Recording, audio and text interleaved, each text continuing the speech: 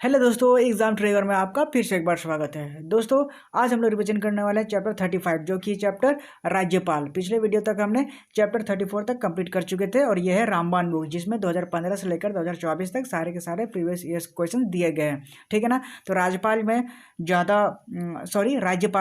ज़्यादा कोई ऐसा कुछ पूछा ही नहीं, एक ही पेज का है, तो हम लोग तुरंत कंप्लीट करते हैं। तो चलिए शुरू करते हैं। उससे पहले अगर आप चैनल पर नए हो तो प्लीज़ चैनल को सब्सक्राइब कर बेल आइकन को प्रेस कर लो, ताकि आने वाली वीडियोज़ की नोटिफिकेशन आप तक सबसे पहले पहुंचे।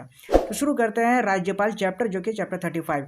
पॉइंट नंबर 1 कहता है वह आर्टिकल जिसके द्वारा राज्यपाल में राज्य की कार्यकारी शक्तियां निहित होती है। कौन सा आर्टिकल होती है? याद रखेंगे आर्टिकल 154, जो कि पूछा गया है ग्रुप डी में CHSL में। ठीक है। आगे पॉइंट में कहता है भारतीय संविधान के अनुसार राज्य कार्यपालिका का एक अंग कौन होता है? तो राज्य के राज्यपाल होते हैं। ठीक है ना।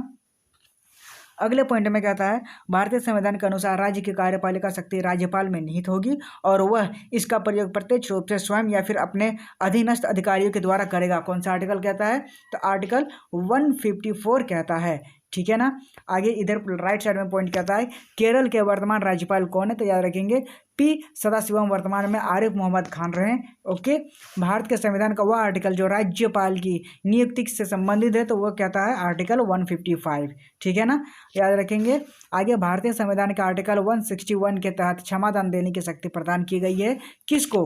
राज्यपाल को की गई है। किस आर्टिकल के तहत? 161 के तहत। ठीक है ना। याद रखेंगे राज्यपाल से रिलेटेड। आगे प्रीवियस ईयर्स में क्वेश्चंस देख लेते हैं जो पूछे गए हैं MCQs में। निम्नलिखित में से किस आर्टिकल द्वारा राज्यपाल में राज्य की कार्यकारी शक्तियां निहित होती है? तो याद रखेंगे आर्टिकल 154, जो कि अभी कुछ देर पहले डिस्कस किए थे। भारतीय संविधान के अनुसार इनमें से कौन राज्य कार्यपालिका एक अंग होता है? तो याद रखेंगे भारत का राज्यपाल होता है, राज्य के राज्यपाल। आगे ठीक है, आगे बढ़ेंगे। क्वेश्चन नंबर 3 कहता है भारतीय संविधान के अनुसार राज्य की कार्यपालिका शक्ति राज्यपाल में निहित होगी और वह इसका प्रयोग प्रत्यक्ष रूप से स्वयं या फिर अपने अधीनस्थ अधिकारियों के द्वारा करेगा। कौन सा आर्टिकल कहता है? आर्टिकल 154 कहता है। ठीक है।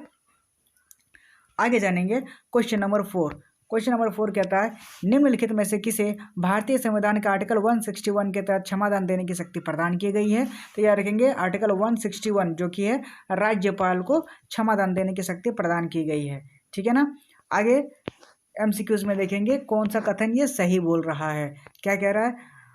मंत्रिपरिषद सामूहिक रूप से राज्य की विधान परिषद के प्रति जवाबदेही होती है, या फिर राज्य मंत्रिपरिषद सामूहिक रूप से राज्यसभा के प्रति जवाबदेही होती है, या फिर राज्य के मंत्रिपरिषद सामूहिक रूप से उपराष्ट्रपति के प्रति जवाबदेही होती है, या फिर राज्य के मंत्रिपरिषद सामूहिक रूप से राज्य के विधानसभा के प्रति जवाबदेही होती है? तो याद रखेंगे विधानसभा के प्रति जवाबदेही होती है। ऑप्शन नंबर डी हमारा राइट आंसर हो जाएगा, विधानसभा के प्रति जवाबदेही होती है।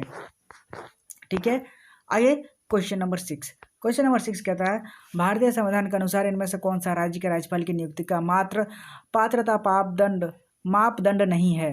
तो याद रखेंगे उसे राज्यसभा के सदस्य के रूप में चुनाव के लिए अनिहित होना चाहिए। ठीक है। इतना ही है आज के चैप्टर में, ज़्यादा कुछ है नहीं। राज्यपाल का चैप्टर यहीं खत्म करते हैं। मिलते हैं अगले चैप्टर में, तब तक के लिए बाय, थैंक यू, जय हिंद।